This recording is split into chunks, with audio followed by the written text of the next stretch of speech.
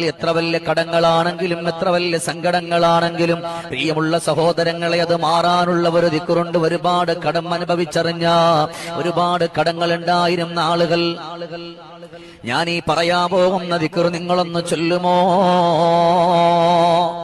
ഒരുപാട് കടങ്ങൾ ഉണ്ടായിരുന്ന ആളുകൾ ഈ ഒരു സ്വലാത്ത് ചൊല്ലിയിട്ട് അനുഭവിച്ചറിഞ്ഞ ഒരു ദിക്റ്, അല്ലാഹുമ്മ സ്വല്ലി അലന്നൂരി വഅഹ്ലിഹി, അല്ലാഹുമ്മ സ്വല്ലി അലന്നൂരി വഅഹ്ലിഹി, അല്ലാഹുമ്മ സ്വല്ലി അലന്നൂരി വഅഹ്ലിഹി.